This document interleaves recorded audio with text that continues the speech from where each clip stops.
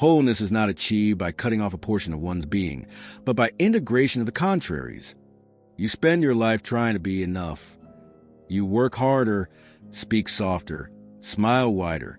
You adjust, reshape, and refine yourself, hoping that one day you'll finally feel complete. But even after all the effort, all the self-improvement, something deep inside still whispers, not yet, not enough. It doesn't matter how much you achieve. There's always another standard to meet, another flaw to fix, another mask to wear. That's the quiet torment of modern life, the invisible weight of perfection. We've been taught that striving for flawlessness makes us admirable, but what if it's slowly breaking us from the inside? Perfectionism looks like discipline, but beneath it hides fear. Fear of rejection, fear of being ordinary, fear of being seen exactly as we are, unpolished, uncertain, unfinished. So we try to earn worth by performing it. We build a version of ourselves that looks strong, composed, spiritual even, while secretly collapsing under the pressure of our own expectations. Jung once said that the modern man doesn't suffer from new diseases, but from a loss of meaning. That's what perfectionism really is. Meaninglessness disguised as mastery. It's the desperate attempt to control life instead of experiencing it, to fix what was never broken, simply because we cannot bear the truth that being human will always mean being incomplete. The pursuit of perfection promises peace, but delivers anxiety. It traps us in an endless loop of comparison and self-critique, where every success feels temporary and every flaw feels fatal. Think of how it plays out in daily life. You overanalyze every word before speaking.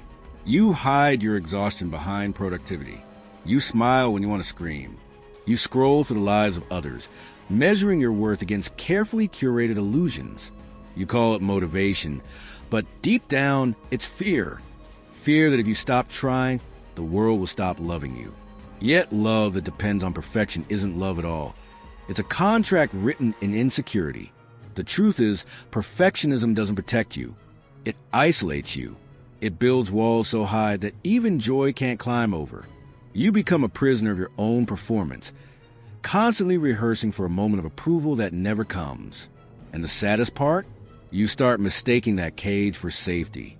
Because as long as you're striving, you never have to face the rawness of being real.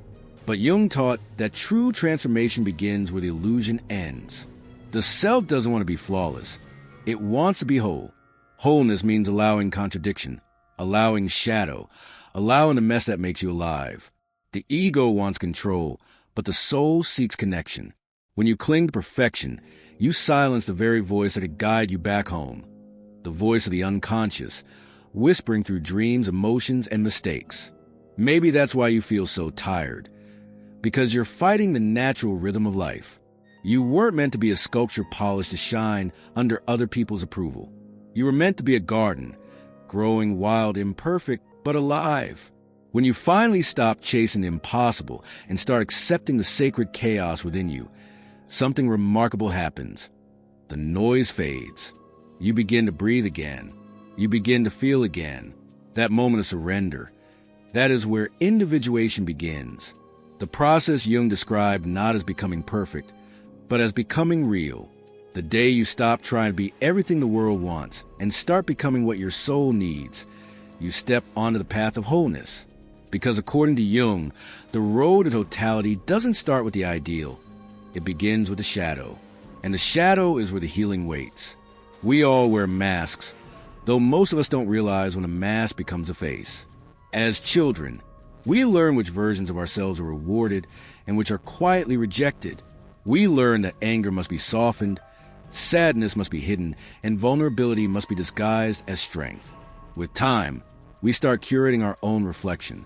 We become performers of normality, actors of control. Jung called this social facade the persona, the mask we create to meet the expectations of the world. It's the version of us that gets the job, maintains a relationship, smiles in a photograph, and knows how to say, "I'm fine," even when the soul is trembling. The persona isn't inherently false. It's necessary for survival in a world that demands adaptation. It helps us play our roles. The professional who's always competent, the friend who never breaks, the spiritual person who forgives too easily. But the problem begins when we start believing that the mask is who we are. when the reflection replaces the reality. At that point, the mask stops protecting us. It starts imprisoning us. A rigid persona is like glass. It looks polished and strong, but one small fracture exposes fragility underneath. The more perfect it appears, the more exhausting it becomes to maintain. And when the cracks inevitably appear, when we fail, falter, or simply can't keep pretending, the panic sets in. The ego rushes to patch the break, to hide the evidence that we are human.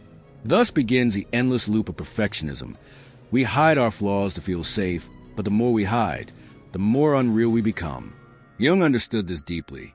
He saw how the modern individual, obsessed with image and success, slowly loses the capacity to feel alive. When the persona dominates, the unconscious begins to rebel.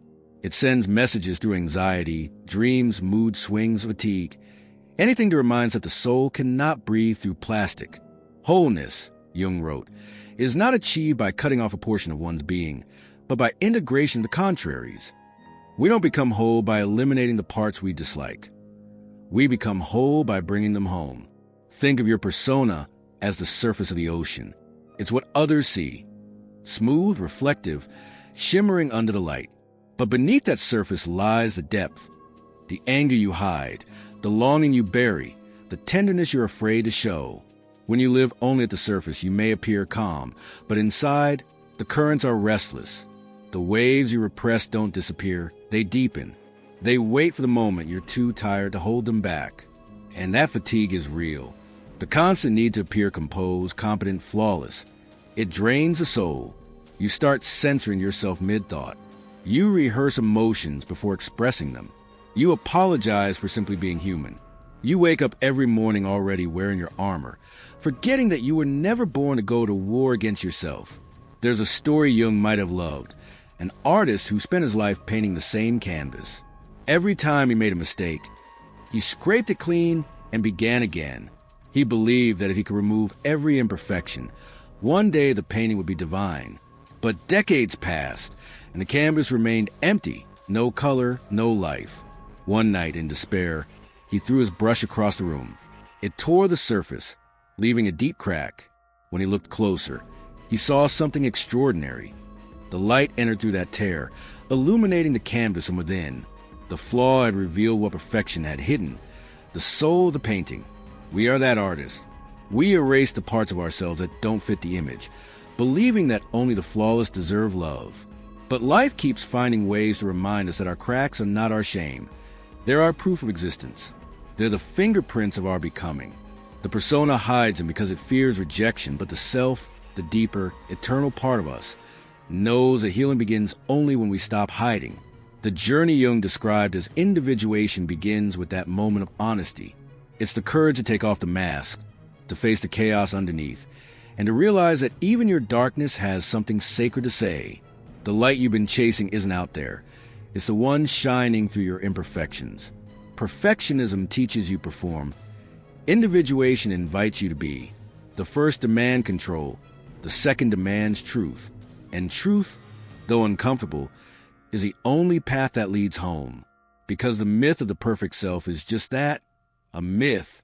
The real transformation begins when you stop trying to be ideal and start daring to be whole. But what really happens inside us when we spend a lifetime trying to hide those cracks? What does the soul do when it's trapped behind the mask it built to survive?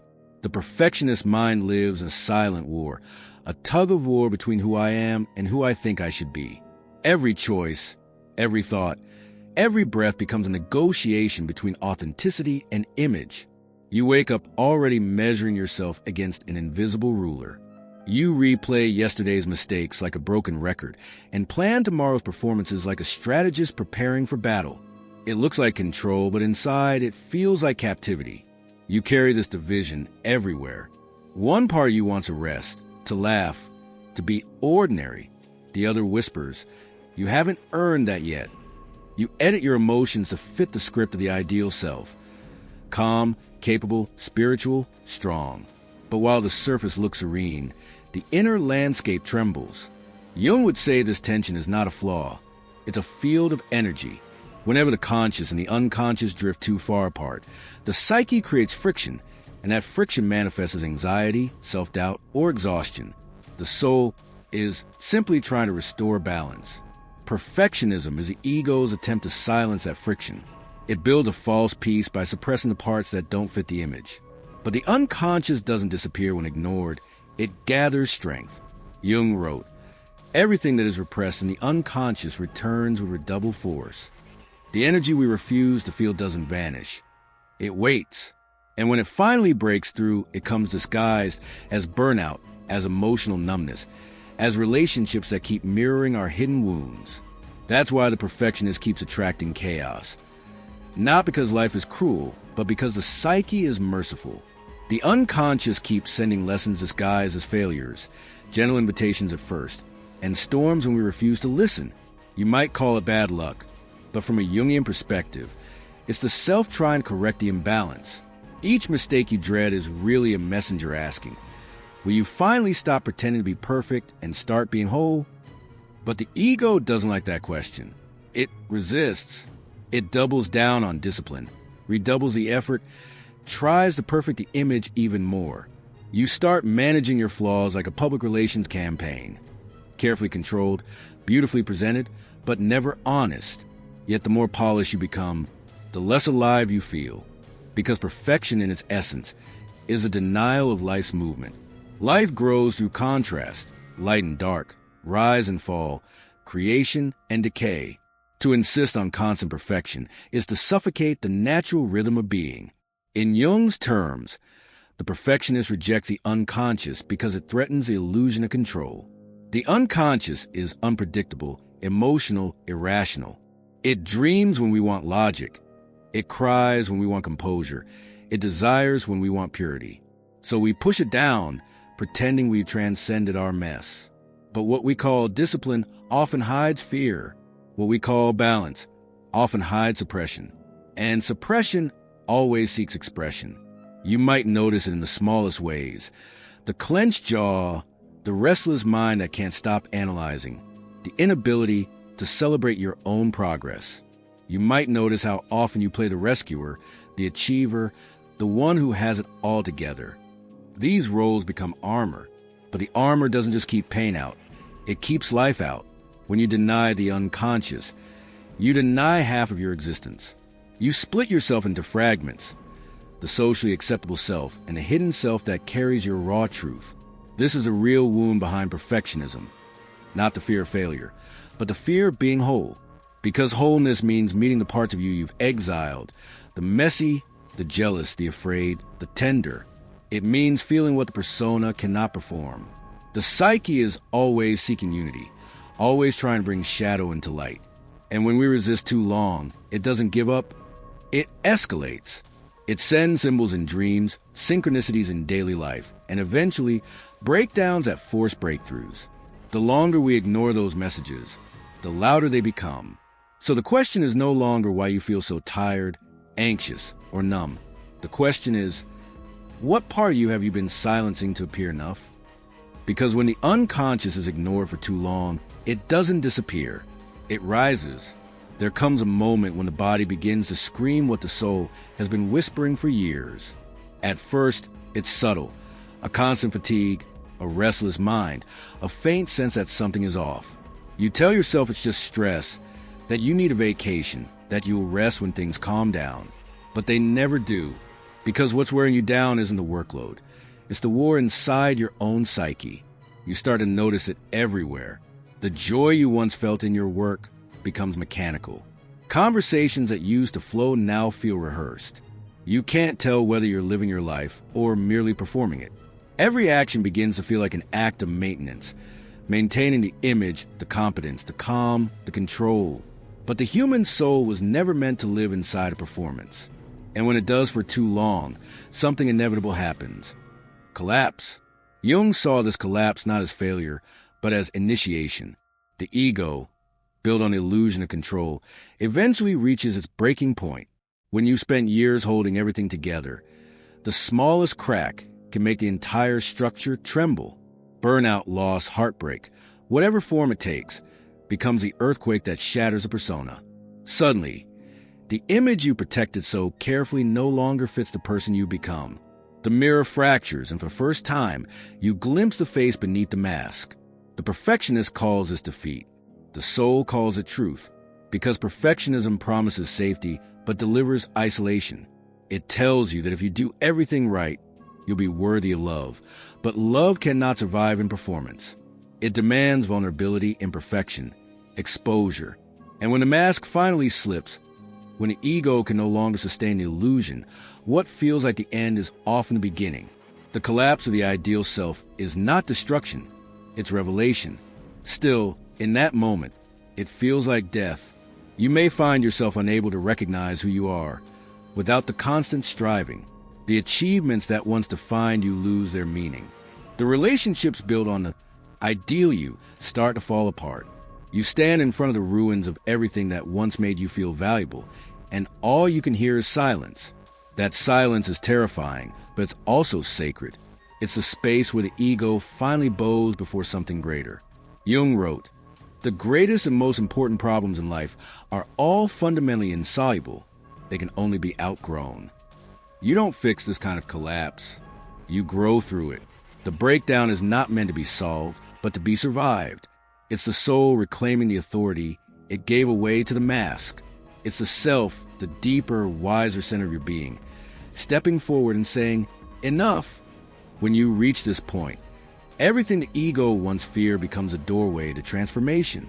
The exhaustion that made you feel broken is really the end of resistance. The emptiness you feel is space being cleared for something real. The loss of control is the invitation to trust the rhythm of life again. This is how the self works. It dismantles the false structures we built to feel safe, until the only thing left is truth. And that truth is rarely comfortable. It humbles you. It strips away the pride of achievement, the illusion of superiority, the false comfort of certainty. You realize that the control you fought for was never control at all. It was fear wearing a disciplined face. And now, without that armor, you meet yourself naked in the mirror. You see the exhaustion, the longing, the tenderness. And for the first time, you see that there was nothing wrong with you. You were simply tired of pretending to be invincible. The collapse of the ego is not a punishment. It's a calling. It's life saying, stop building walls and start growing roots. Because real growth doesn't happen when we strengthen the mask. It begins when the mask falls apart. So if the greatest problems in life cannot be solved but only outgrown, then the question becomes, how do we grow through what once destroyed us? Healing doesn't begin when you finally fix yourself.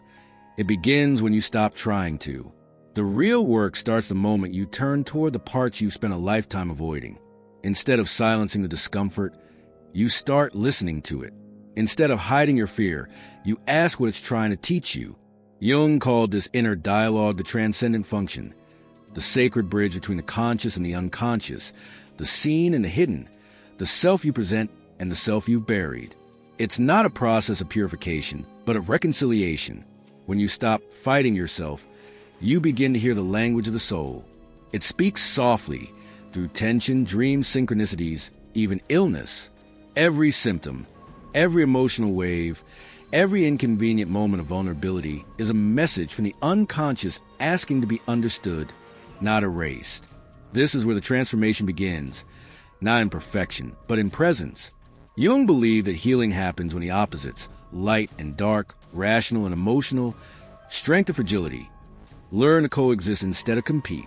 This journey toward wholeness unfolds in 4 essential movements, each one less about becoming better and more about remembering who you are beneath performance. First, recognition. You begin to notice the masks you wear and the weight of carrying them. You see how much energy you spend trying to look calm, capable, or enlightened while your inner world trembles. Recognition is painful because it strips away denial, but it's also liberating. When you finally say, "I'm tired pretending," you reclaim your right to be human. You realize that you don't have to hold everything together to be worthy of love. The simple act of admitting exhaustion is the first breath of authenticity. Second, integration of the shadow. This is where courage is required. You start to meet the parts of yourself you've rejected, anger, jealousy, fear, inadequacy, and instead of judging them, you invite them to speak. The shadow isn't evil. It's exiled energy. Every emotion you suppressed becomes fuel for your suffering. By bringing it into awareness, you reclaim your lost vitality. Integration doesn't mean indulging every impulse. It means understanding its origin, its need, its message. Jung saw this as a foundation of individuation, the moment when light finally stops denying its connection to the dark. Third, conscious action. Insight without embodiment changes nothing. Healing becomes real when you start acting from your true self instead of your ideal one. You stop saying yes out of fear and start saying no out of truth. You pause before reacting. You write instead of exploding. You choose silence instead of explanation. These small choices anchor you in authenticity.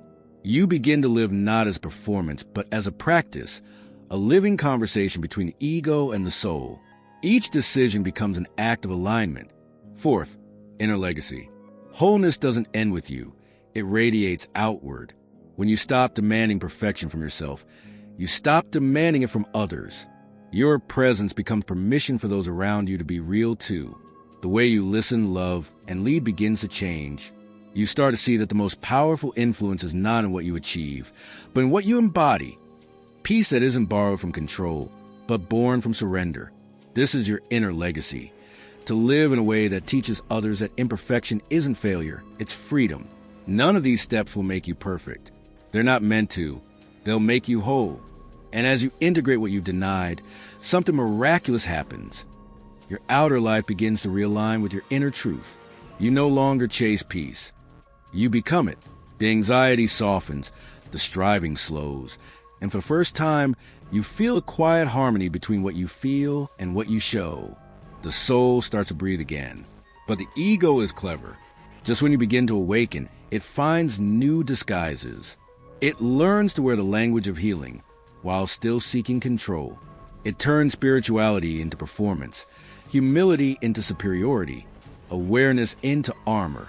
Because even on the path to authenticity, there are traps, subtle illusions that make the ego look like it's evolving, when in truth, it's just changing costumes. The moment you stop chasing perfection, a new temptation often appears, one far more subtle, far more seductive. You begin to feel lighter, more aware, more spiritual. You speak of acceptance, presence, and letting go. But beneath that calm tone, the same old hunger stirs, the need to feel special, to feel above. The perfectionism you thought you escaped quietly changes its costume. Now it calls it self-growth. It's the ego's final disguise, the enlightened self-image. You may stop performing for society, but start performing for your own reflection. You trade social approval for spiritual approval, counting how aware you sound, how healed you seem, how much higher your vibration feels today. You talk about surrender, but secretly want to be admired for how well you've mastered it. Jung warned of this hidden danger. When consciousness expands faster than humility, inflation begins. You start identifying not with a human who is healing, but with the healer inside the story. This is the first trap, the spiritual ego. It whispers. You understand more than they do. You've transcended what others still struggle with. It makes you forget that understanding is not the same as integration. Real wisdom isn't knowing, it's living. The self, as Jung described, is not the summit where you look down on others. It's the circle that contains everything, light and shadow, conscious and unconscious, sacred and ordinary. He wrote, "The self is not only the center, but also the whole circumference which embraces both conscious and unconscious." To live from the self is to realize that no one stands outside that circle. Then comes the second trap, the isolation disguised as peace. After years of noise, you crave quiet. You pull away from people, from conflict, from the unpredictable mess of relationships. At first, it feels holy, tranquil, controlled. But over time, that peace starts to feel sterile, like silence without music. The truth is, isolation often isn't serenity. It's fear of being seen again. The ego convinces you that separation is purity, but the soul knows connection is where growth happens. Without friction, there's no transformation, only stagnation. And then, the third trap, the regression of comfort. You start using acceptance as an excuse to stop evolving. This is just who I am, you say, but deep down you know it's not peace. It's avoidance. Acceptance without accountability isn't healing. It's self-abandonment. Jung will remind us that wholeness includes both the being and the becoming. The self doesn't ask for perfection, but it does ask for movement. To integrate the shadow means to stay awake to the call of change, not to hide behind it. These traps are seductive because they look like progress. They sound enlightened, they feel peaceful, but they're still rooted in control. The ego doesn't die easily, it adapts. It learns the language of light and uses it to stay in power. That's why true individuation demands something far greater than understanding. It demands humility, to kneel before the mystery of who you are, to admit that no matter how much you know, you will always be a work in progress. Real integration isn't glory, it's surrender. It's no longer trying to dominate the unconscious, but learning to dance with it. It's realizing that growth is cyclical, not linear, that every time you think you arrived, life will invite you deeper. And every descent, every failure, every pause is not regression, it's ripening. When the ego finally stops pretending to be the light and allows itself to be illuminated by it, something extraordinary happens. The tension dissolves. The war between who I am and who I should be ends. You begin to live from the center, not the surface. There's no need to perform wholeness. You simply are, and it's in that sacred stillness, when the control ends, that transformation begins. Rebirth doesn't arrive with applause. It doesn't announce itself with fireworks or triumphant music. It comes quietly, like a deep breath finally released after years of holding everything in. One morning, you wake up and realize that the constant tension has eased. You no longer feel the urge to prove, to fix, to perform. You haven't become a new person. You've simply stopped betraying the one you already were. The truth is, you were never meant to be perfect. You were meant to be alive, to feel the full spectrum of your humanity, the joy and the grief, the clarity and confusion, the beauty and the imperfection. For so long, you believed peace would come once you mastered yourself, once you silenced the chaos. But real peace was always waiting beneath the noise. It was there in the pause between expectations, in the moment you finally whisper to yourself, I am enough, even unfinished. The cracks within you remain. They don't disappear after all the healing, all the awareness, all the work. But now, they shimmer under a new kind of light, the light of acceptance. You stop trying to erase the past and start honoring it as the soil from which your wholeness grew. The mistakes that once haunted you become teachers. The pain that once defined you becomes depth. You see that every broken piece was never against you. It was guiding you home. Jung understood this sacred paradox better than anyone. He wrote, "The man who looks within awakens not to perfection, but to wholeness." The soul was never interested in flawlessness. It doesn't care about polished appearances or spiritual achievements. It wants integration, to unite the opposites, to hold shadow and light in the same breath. When you stop judging your darkness as unworthy, you discover that it holds the very power you were searching for in the light. This is the quiet miracle of individuation, not a grand awakening, but a soft returning. You learn that peace doesn't mean the absence of struggle. It means the absence of resistance. You stop needing life to be different to feel at ease within it. You begin to trust that even the unfinished chapters belong. The self you use to hide becomes the very source of your authenticity, and the vulnerability you fear becomes a bridge that connects you to others. And from that place, love starts to flow again. Not the conditional love built on performance, but a grounded, tender love that asks for nothing except truth. You realize you don't need to transcend your humanity to be spiritual. To be fully human is to be spiritual. The divine doesn't demand your perfection. It meets you exactly where you are, in every breath, in every scar, in every attempt to begin again. So the rebirth is not a blaze of glory. It's a quiet surrender. It's when you stop striving to reach the light and understand that you are the light, refracted through the beauty of your imperfections. It's the peace that comes not from victory, but from release. The soul doesn't seek perfection. It longs to be whole and free. If this message touched something within you, comment below, I choose to be whole.